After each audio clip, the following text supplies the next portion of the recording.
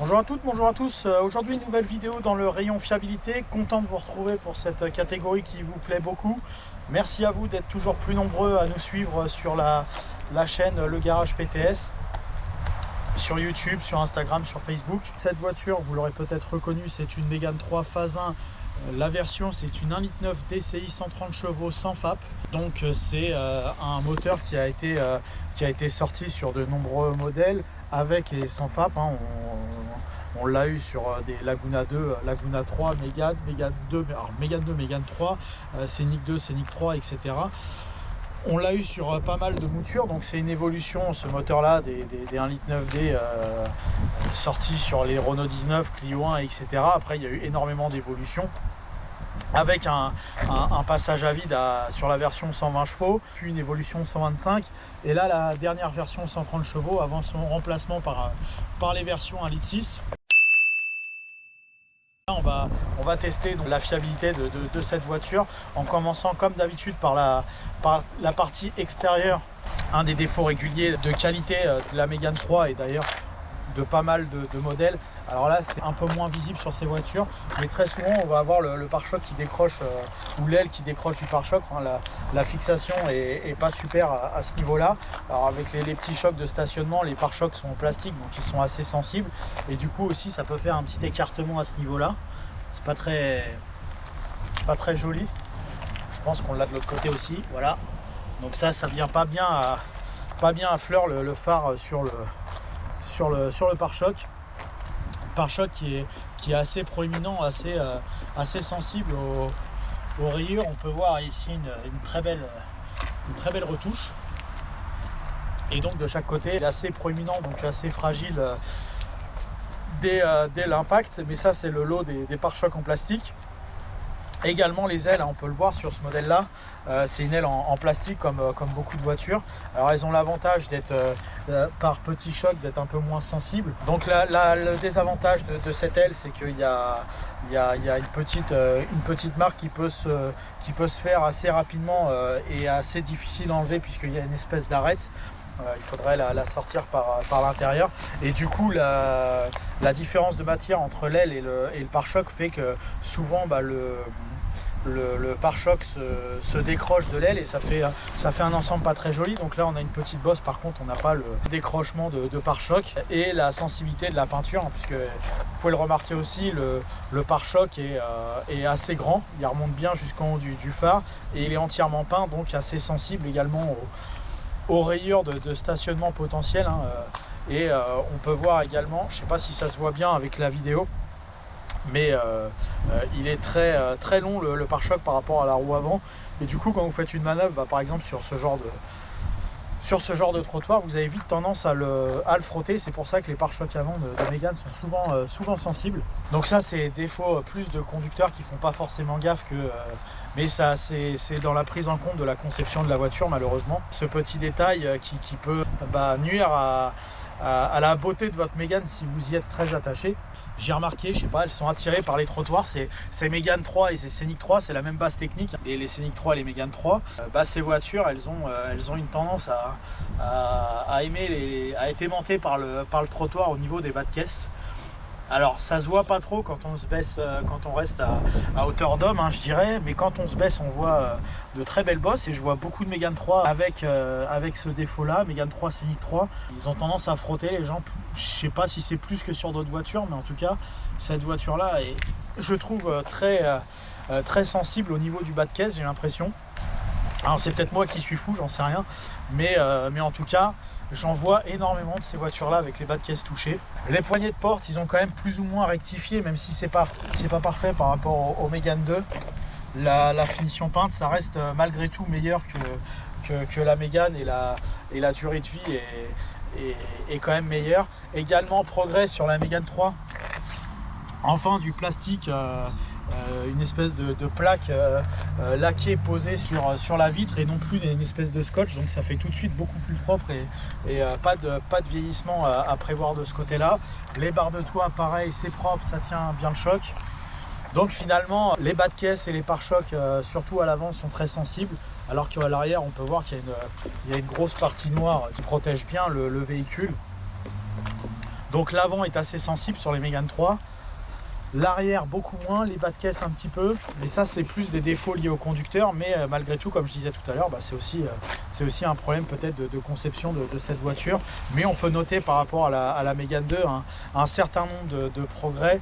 Donc cette finition laquée collée qui est nettement meilleure, les poignées qui sont nettement meilleures. Après pour le reste, la qualité de la peinture elle ne bouge pas sur les Mégane. Globalement elles sont plutôt belles, et le reste des ajustements hormis je peux le remontrer, hein, le phare avant par rapport au pare-choc, le reste des ajustements fait plutôt propre.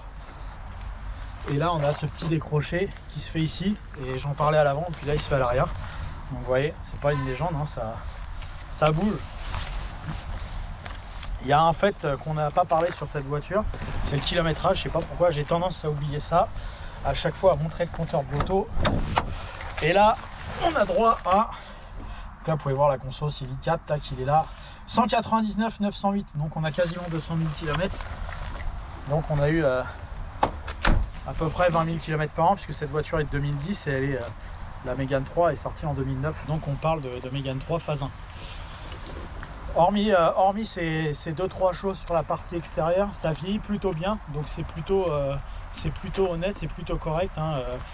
Les feux sont de nettement meilleure qualité que sur la Mégane 2, les logos pareil, etc. Donc le tour globalement est plutôt pas mal. Les jantes sont assez sensibles au frotté. Je ne sais pas si on va le voir avec la caméra, elles sont vraiment à fleur de pneus.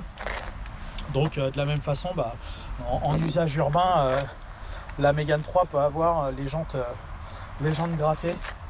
Donc finalement, sur milieu urbain, la Mégane 3 est assez fragile, hein, pare-choc, bas de caisse et jantes. Pour le reste de l'extérieur est plutôt tout à fait correct. Les Mégane 3 dans ces versions privilèges sont dotés d'intérieur beige, très à la mode chez Renault, plutôt sensible aux taches évidemment, surtout sur des voitures familiales, surtout avec des kilométrages relativement importants. Et donc là on peut voir que le tissu est assez, malgré que la voiture a été lavée, des taches subsistent sur l'ensemble de la sellerie, d'autant plus sur une version break qu'on pourrait avoir à faire une voiture qui est chargée. Les moquettes également sont couleur beige, donc c'est certainement très joli quand c'est neuf, mais à l'utilisation ça l'est tout de suite moins en termes de praticité. Et le défaut récurrent de ces Mégane 3 qui n'a pas été corrigé depuis la Mégane 2, je dirais presque même que c'est pire, c'est la qualité des cuirs. Vous voyez, 200 000 km, le siège est plutôt bien attaqué côté conducteur, aussi bien sur l'assise que le dossier, et même le siège passager a droit au même phénomène. Donc c'est assez dommage pour des sièges qui sont par ailleurs plutôt confortables, mais qui sont assez sensibles en termes de qualité. Donc cuir relativement sensible du point de vue de la qualité, comme je le disais. Les panneaux de porte vieillissent plutôt bien. C'est rare d'avoir l'aérateur cassé, je pense qu'ils ont chargé quelque chose qu'il fallait pas. Mais les panneaux de porte, alors je sais pas si c'est du cuir ou du simili, mais en tout cas la matière résiste plutôt bien. La couleur des plastiques également se défraîchit pas trop. On peut pas en dire de la même chose du cuir du volant. Alors le contact reste relativement, même complètement agréable, hein. On le sent pas à la main. Par contre on peut voir que, et j'en ai vu pas mal, hein, des volants de Mégane 3 équipés de cuir. Donc c'est moins pire que chez Peugeot, mais effectivement le cuir a tendance à passer un peu. Également au niveau du pommeau de vitesse, le cuir se décroche à 2-3 endroits, donc c'est plutôt dommage. Mais hormis ça, le reste des plastiques est plutôt de bonne qualité. Il reste 2-3 choses pas terribles, hein, comme cette partie centrale. Mais globalement, par rapport à la Mégane 2, il y a eu beaucoup de progrès, je trouve. Il y a eu un bond en avant en termes de modernité, mais aussi bien en qualité. Les poignées de ce côté-là vieillissent également nettement mieux. La climatisation automatique par définition à écran. Et souvent, alors celle-ci n'en est pas touchée, alors je ne sais pas s'ils ont changé la platine, en tout cas j'ai pas de facture à ce sujet là, donc je pense pas, mais souvent les boutons ont tendance à partir aussi bien sur l'autoradio que sur la commande de ventilation. Là pour le coup toutes les touches sont encore très propres, donc tant mieux, mais c'est souvent le cas, on peut avoir les touches qui peuvent s'user sur cette voiture. Mais hormis ça, il n'y a pas de problème de casse d'écran ou quoi que ce soit sur ces voitures-là. De même, la commande de navigation, puis je ne sais pas si vous avez remarqué, mais la voiture a le GPS. La commande de navigation qui est donc déportée un peu à la façon des Navidrive BMW, mais je le trouve nettement plus simple à utiliser. Cette commande ne projette pas de défaut particulier, hein, j'en ai jamais vu lâcher, donc bon. S'il y en a un qui a eu un problème qui se manifeste, moi j'en ai pas vu en tout cas. De la même façon, le bouton start-stop est plutôt de bonne qualité. L'écran du GPS, j'en ai déjà vu avec des petits problèmes d'affichage. Ça vieillit plutôt bien. Je pense que les problèmes d'affichage, c'est plutôt des gens qui vont poser peut-être des clés proches de l'écran et puis ou des choses assez pointues et qui vont péter l'écran. Mais sinon, je pense que de manière générale, l'écran lâche pas. Moi j'en ai vu beaucoup et j'ai jamais vu de problème. Le compteur, c'est pareil, pas de sensibilité particulière à signaler. Très rarement on peut avoir une ampoule qui lâche, mais franchement c'est extrêmement rare. Donc non, c'est une voiture qui a beaucoup progressé d'un point de vue de la qualité générale. Toutes les parties électriques visibles sont plutôt bonnes, même les commodos, les lève-vitres électriques ont également progressé. On peut toujours avoir un petit souci de ce côté là, mais la voiture a énormément progressé sur beaucoup de points, ce qui fait plutôt plaisir. Un des symptômes qui peut aussi accompagner, surtout en cette saison automnale, les Mégane 3 mais également les Scénic 3, ça l'était aussi d'ailleurs sur Mégane 2, Scénic 2, la résistance de chauffage peut lâcher. Donc le symptôme chronique, c'est du jour au lendemain votre ventilation ne fonctionne plus, l'écran marche, etc. Mais il n'y a aucun air qui souffle dans le véhicule et du coup c'est la résistance de chauffage qu'il faut changer. Donc il faut démonter la boîte à gants, c'est une petite pièce qui se situe derrière. Et donc cette pièce, cette résistance de chauffage vous empêche d'avoir une ventilation. Ça vaut pas bien cher, mais en garage vous allez tout de suite être à pièce et main d'œuvre, en gros 150 €. Hein. Donc ça peut arriver, je sais que ça arrive sur les Mégane 3, les Scénic 3, hein, c'est un peu la même base technique. Mais hormis ça, franchement la partie électrique est plutôt très bien maîtrisée sur ces voitures, ce qui est plutôt plaisant. Une chose qui n'est pas du tout plaisante sur ces voitures, voilà. Je pense que sur un parking les yeux bandés, je peux reconnaître une Laguna 3 ou une Mégane 3 qui ouvre sa porte. À ce magnifique claquement qui est systématique. Et donc aussi bien la porte conducteur que la porte passager le fait. Donc c'est les tirants de porte qui font du bruit. Je pense que les portes sont un peu lourdes sur ces voitures.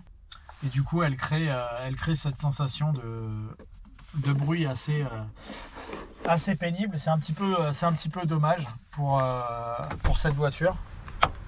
Et c'est très courant. Donc c'est les petits tirants de porte qui sont ici qui peuvent poser ce petit problème. Pour le reste, à l'arrière également pas grand chose à signaler.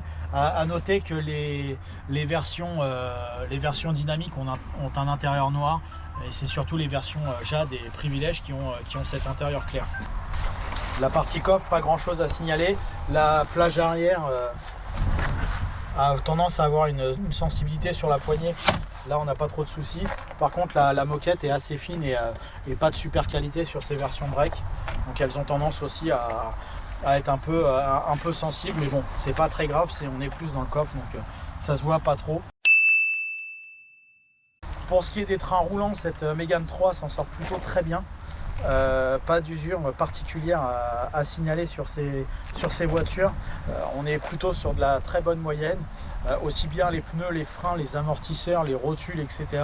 Rien de particulier à signaler, elles sont plutôt solides et c'est un très bon point. C'est une voiture qui si elle est entretenue correctement au niveau de ses trains roulants, ne pose aucun problème particulier. Et donc c'est plutôt intéressant. Également sur les types échappements ou je ne sais quoi d'autre, ressort, etc. Pas de souci, train arrière, aucun problème chez Renault. La partie mécanique de ces Renault Mégane DCI 130, en particulier celle-ci en version sans FAP, est extrêmement solide. Il faut employer les termes. Il y a très peu de casse ou autre sur ces voitures. Donc là on peut le voir, hein, le moteur à 200 000 km, il n'y a pas de fuite, particulière apparente. On a quelques cas de ce petit capteur qui peut lâcher, hein. C'est un capteur de pression de turbo, donc ça peut poser problème.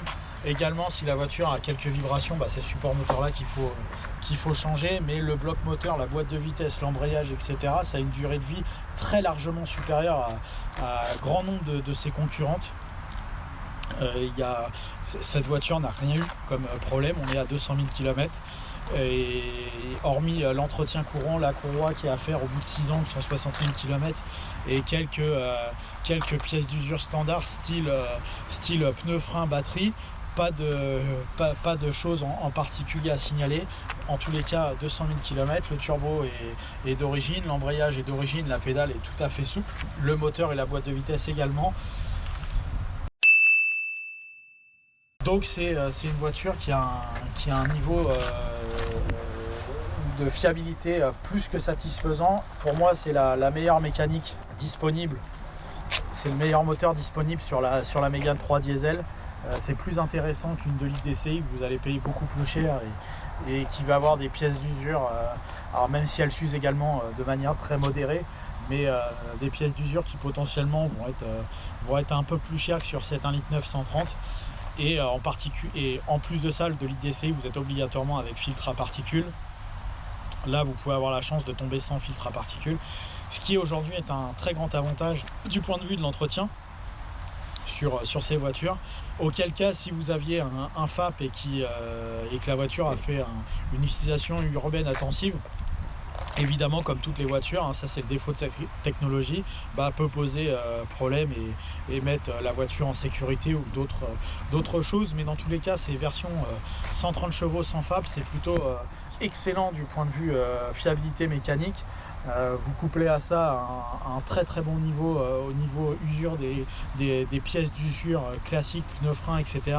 Et vous avez une voiture qui est extrêmement fiable, qui par contre se dégrade un petit peu sur la qualité intérieure et extérieure, ce qui entache un petit peu la note de cette voiture qui aurait pu être très très élevée en termes de rapport qualité-fiabilité. Donc je vais adresser à cette Mégane 3 1,9 litre DCI 130 chevaux sans FAP un très bon 15/20, donc très bon véhicule qui aurait mérité cependant une meilleure qualité intérieure et quelques aménagements extérieurs pour en éviter une certaine fragilité à certains endroits. Voilà, merci à vous pour cette nouvelle vidéo que je vous ai présentée avec plaisir. Merci à vous d'être toujours plus fidèles, d'aimer toujours plus les vidéos. N'hésitez pas à commenter, à aimer, à partager. YouTube, Facebook, Instagram pour le Garage PTS. Merci à vous, à bientôt.